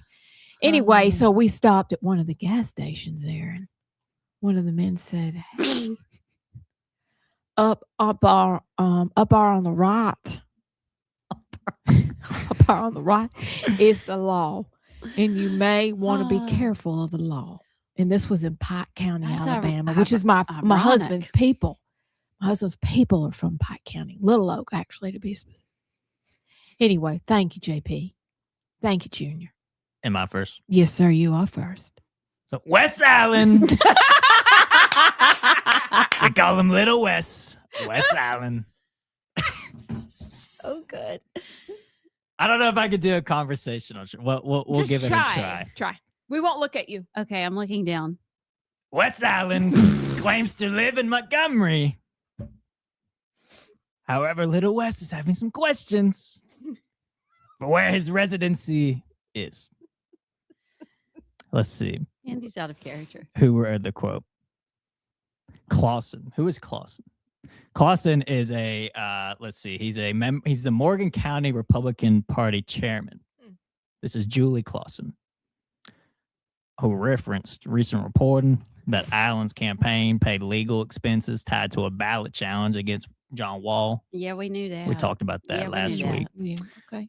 She said, does Secretary Allen actually maintain a residence in Montgomery as required by the Alabama Constitution? If he claims to have some form of residence there, how can he justify using residency arguments to try to disqualify John Wall while facing similar questions himself? Because allegedly, Clausen pointed to public records showing Allen's primary home, his homestead exemption, and voter registration are tied to Pike County. Oh, It's funny you bring up Pike County. that's so funny. It's like you knew. Not Montgomery. I had ESPN. That's what I had. You so smart. Yeah. So Wes Allen responded to the accusation. He said, I rent an apartment in Montgomery and have during the entirety of my service as Secretary of State. He said in a statement to Yellowhammer News, I have a lease on that apartment and have paid rent monthly for that entire time. As a matter of fact, I'm at the apartment right now, Wes Allen said. He said that. He said I'm that. here right I'm here now. right now. Mm. Talking to you. Allen also directly addressed the core legal questions at issue, noting that the constitutional requirement to be Secretary of State is for residents in Montgomery, not necessarily a primary residence. So, y'all think there's anything to this story? Do you think Wes Allen actually lives in Pike County, Montgomery? Doesn't matter. Should this be an issue? It is ironic, though. He's attacking Nehemiah or John Wall on residency, and he himself has some allegedly residency questions. And, I say clearly somebody prayed an imprecatory psalm on him. And, the kind that where King David said, and I wish the Lord would break the arm of my enemy. Or maybe it's just karma coming down on him because of what he done. And now. Allegedly. What he done allegedly. We'll have to turn around. Because Close it. because apparently Daddy done did it. And now he's having to, you mess with the bull, you get the horns. Hook 'em. Hook 'em, baby. Hook 'em. Allegedly. Allegedly. Can't do it. So, perhaps Spat on myself. Perhaps we need a lawyer to give us some advice on this. But Alabama law. Yeah, what does the law say? This is according to Alabama State Legislature Code. AlabamaLegislature.com or Alabama. What? I found it on the internet. Okay? Alabama something. Yes, Alabama law requires the Secretary of State, along with other constitutional officers, excluding Lieutenant Governor, to reside in the city of Montgomery during the term of their office. Now, why does Will get a pass? Why doesn't he have to live in Montgomery? I cannot tell you. Now, the governor is has it to like live in the designated mansion. survivor? Oh, I bet so that's if a bomb hits Montgomery, we can go on.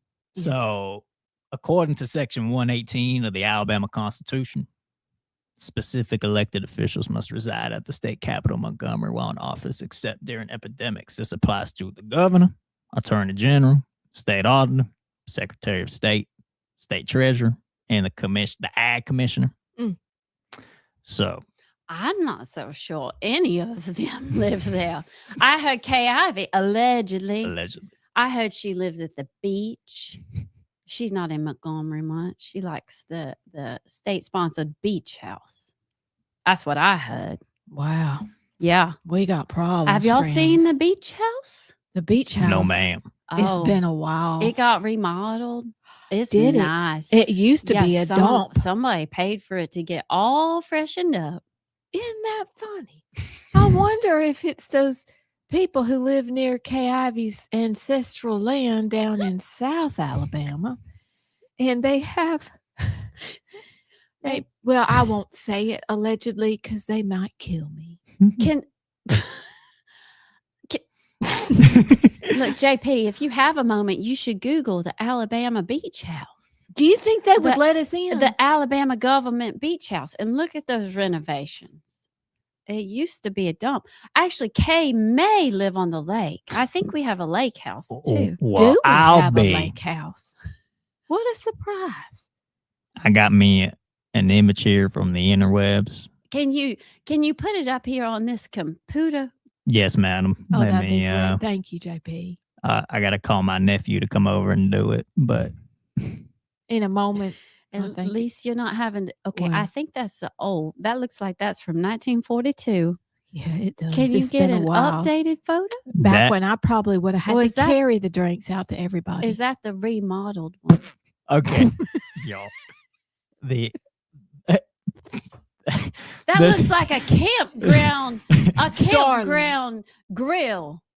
We need Listen, I'll tell everybody right now, we're going to go to the beach in May to. as Where's a the green family. egg? And I'm going to go take some pictures right up close and personal. Isn't it in the state park? I don't know, my friend. That grill tells me it's in the state park. Well, probably is. And that state park got a real nice renovation too, my friend. Because that used to also be a dump. y'all, I gotta read y'all the AL.com headline for Okay, because I got a story that relates to your story about the beach. talking about the Alabama governor's beach mansion. Yes, sir. The headline says Alabama governor's beach mansion or Osama bin Laden's hideout. What are you speaking of, son? It looks like the house where they took him out. Is that what they're referring to? Yes. And you know 'Cause what? I just watched that documentary. It literally looks like And so you know, here, yeah, here's a little bit of a newer photo. it still doesn't look great. okay, hold on. That looks worse. Why would you Junior. want to live in that house? Maybe. Okay, y'all. That looks worse. They should have left it. Well, here's what I think. Here's my situation. Can we I take think out the the concrete? insides look better than the outsides, and they got to make the outside look terrifying so nobody tries to break in and squat when she's not there, because you know Alabama has really bad squatting laws. Is that a basketball court? Like, what are they doing with that? Well, that's from when Big Jim Folsom lived there, and they went down to the beach. What? Why? Okay. Okay. Anywho, Well, the bottom line is Wes Allen has a I house. forgot where we started. He has a house in Pike County. Mm. He's alleging that his Montgomery residence does not have to be his primary residence. Mm. But however, Oh. it is an interesting story. Well, my story, Junior, and my friend that I already forgot what we said your name. Oh, I'm a I'm rose bush. My name is Phyllis. I'm a rose. That's my name is Phyllis. I forgot I had a crown in the name too for my last name. But anyway, Crystal Crown. Crystal, that's right. Crystal Jewel. That's my name is Phyllis Crystal Jewel with the last name of Crown. Allegedly, Orange Beach spring break beach closure announced near Perdido Pass. Because apparently when the young is there, the breach of the peace is not tolerated there. Did y'all know about that? I read about it this morning in the Yellowhammer News. Yeah, I saw that too. And I thought, well, this is an interesting allegedly story, because how do they know that the young is there for the spring break? Is it the alcohol? Is it the lack of clothing? Is it the staying out all night? Is it the roasting of beanie weenies out late? Is it the pot smell? Or is it just basic shenanigans is going on near Perdido Pass? I You know, think because it's kind of a fancy area, Allison. I think they can see all the young people. Don't you think they can see the young? The loud music, Oh, I forgot about the loud music and the boom the boxes. booming. Mhm. But actually, those boom boxes have turned into these tiny little carry-all things. Have you seen them? I Those are have. the speakers. I got my nephew one for Christmas Did you get him a good one? on the Amazons. Yes, I love getting on the Amazons, getting little things. You know, my husband got us back on the Amazons after we got kicked off. Is that Anywho, because they're communist? that's because they communists. But y'all, I just wonder, I really wonder, because you know, Panama City Beach has part of their beaches closed during spring break. Now I understand that because shenanigans have been happening, like shenanin going on there for years. Shenanigans. Shenanin. And then that shenanin happened, you know, people falling off them balconies. And my husband talking about back when he was in high school and college and people doing shenanigans then. And going across the street to places like Goofy Golf, which is kind of slightly creepy, but we still like to go for old time's sake. We don't actually stay there. But PCB has done closed the front beach. And I think Perdido Pass just saw that everybody was getting in on it. And they said, well, you know what? We's going to close our beach too. And so they closed the Perdido Pass and nobody can get on that during the spring break. But I just want to know, how do they know that a kid ain't gone down there and just staying in their family beach cottage? You know, I mean, how do they know? And is it illegal to close the beach, y'all? Hold on a second. What? Is there a fishing exemption? Let me see, because I'm saying on that pass right there, there's some good fishing. I frequent that spot to fish. From I time to love that spot to fish because I grew up going down there and I loved it. And my daddy would take us fishing sometimes. And it is near the bridge. Do you think they setting up camp underneath there? And that's where all the shenanigans happens with the drugs and the acting like crazy? Allegedly. So I just wonder, is it legal for them to say that allegedly y'all can't come here during the month of the spring breaks at the Perdido Pass? How about you just... No, it doesn't mean they can't come to the beach. It just means that they can't, part of the can't beach. go to that part of the beach. I know, but that bothers me. It feels like government overreach. You can come here and you ain't come here. And then right in the middle, you're certainly not allowed to go here. How about... I don't understand. Put the law at the entrance. From the Pike County, have them come down? Yes, and do some checkpoints. Oh, that makes sense. So that Cletus can go and fish. That's right, Cletus. I forgot. I'm sorry. I'm sorry, Jim. Nah, it's okay, Matt. Cletus. Because I need to go. I've been pining for some fishing down at the old beach down there. Listen, do you like to catch you some grouper or do you like to get you like, what's your favorite thing to fish for right there? You know, one time, allegedly. Yeah. Actually, not allegedly, but you may not believe this, but I caught me a swordfish down there one time. I believe you caught you a swordfish. A swordfish. About stabbed me. Them big old fishes. They're real big. About took me out when I pulled them up. Yeah. However, that is not a place for the youngest to hoot and holler. So I'm all for that. However, the law-abiding citizens that just want to fish, allow us to enter. Okay. I think they should. And I think maybe you've passed that threshold, you know, that they don't even need to ask for your ID because clearly you a man and the rest of them are mere children's.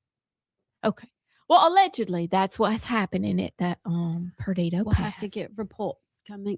Oh, now I'm British. Now you're British. I did not mean to do that. Darling. It just doesn't fit. But here we are.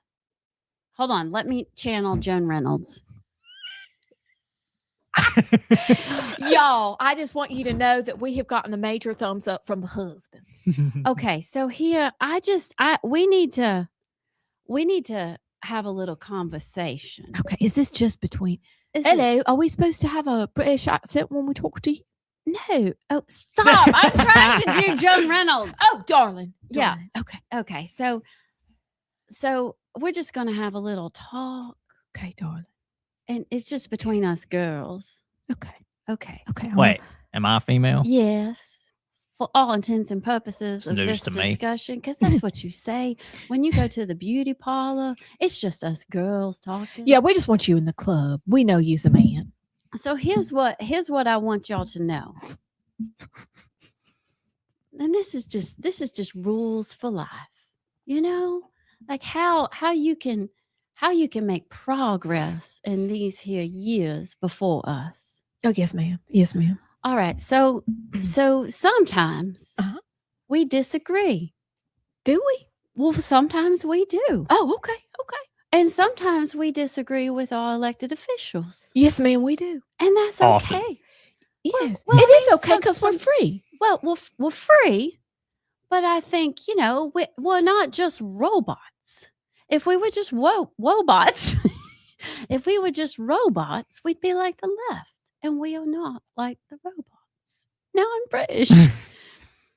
And so let me find Joan again. Hold on one second.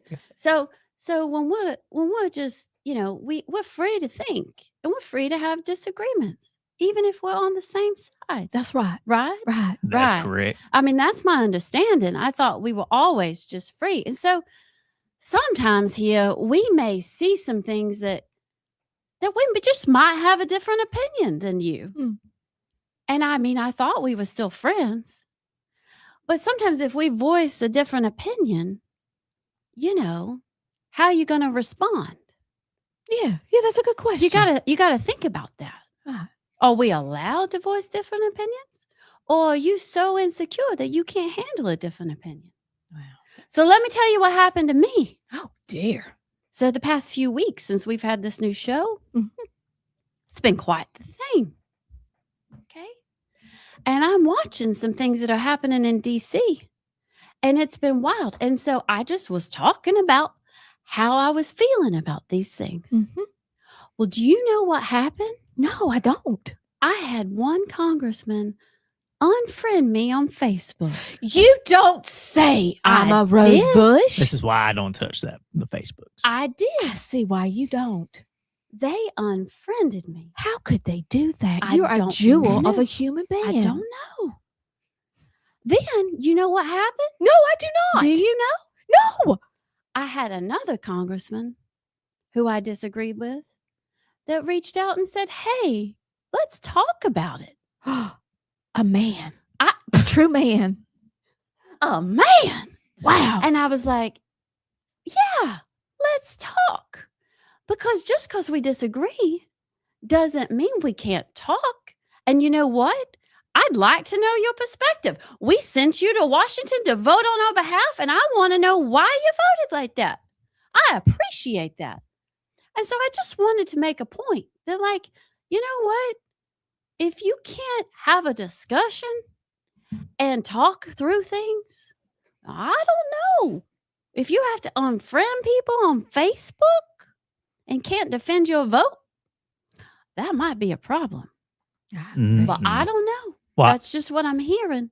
So I just wanted to say thank you to the congressman that reached out. I appreciate that. I think that's how we should handle things going forward. Yes, ma'am. And I think it's really important, whether it's in Montgomery too, Mm. to have talks with people that you disagree with.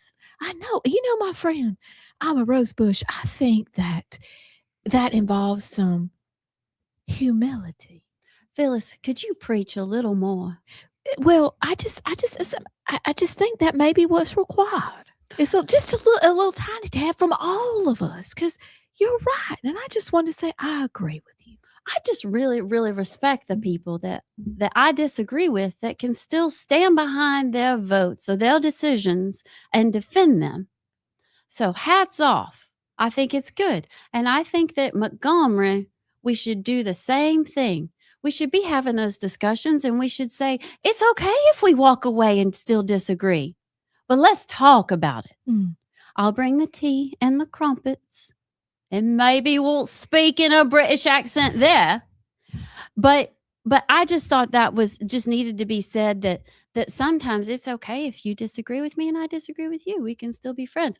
Also, here's some more tea. Oh my goodness. I don't am know if we can handle spilling it. all the sweet tea. If y'all think you've seen fireworks out of Montgomery, just wait for the next few days. Oh, you don't say. Yeah. What I'm hearing is it's going to be explosive. Allegedly. Allegedly. Oh, Everyone pay attention. I can't talk about the details, but I'm just saying there's some things being stirred up that might reshape the state. I'm a Just real rose quick, bush. I'm yeah. a rose bush. I Yeah. just a real quick question before we go. Yeah. Does this mean that perhaps we're going to do another allegedly segment later this week? Because it sounds like you've got some explosive information. I do. Okay. I okay. do. Some I can reveal at a later time. Some I probably can never reveal, but buckle up, buttercups. It's going to be fun. Well, if I may. Cletus, Cludus, Junior. Cloudus, you go ahead. Well, what are you going to say? I'll just say on your first spell Yeah. of the congressman Yeah. from DC, Uh-huh. we send these people up there to represent us common folk. And if we disagree, you should not get your panties in a wad and upset and up a creek because, you serve us people. Now, that's why we sent you up there to the Washingtons. What you should do is, like you said, the lighter congressman, I said, let's talk. I'm all for that. Okay. However, if you are so sensitive that you can't take a little bit of criticism as a congressman, I advise you find another profession. This might not be for you. Amen. And pass the fried chicken. Clotus, you should go be a preacher because that is some preaching right there. My mother wanted me to be a preacher. There's still time. I like being a cattleman because I got these heifers that I take care of. And then in my free time, I come and talk to you heifers. And 1, 2, 3, scene. I was trying to decide if we were the heifers or if you actually had heifers. That was good. Oh, y'all. Allegedly, from our hearts to yours. Allegedly. I think we're gonna have to do another allegedly segment this week. This segment can get real dangerous. I know. This segment's what's gonna get our tire slashed. This might be our last allegedly segment ever. Oh boy! Until I order the T-shirts that I sent y'all last night. Please, can we have those? Have you seen the one that says "Call HR"?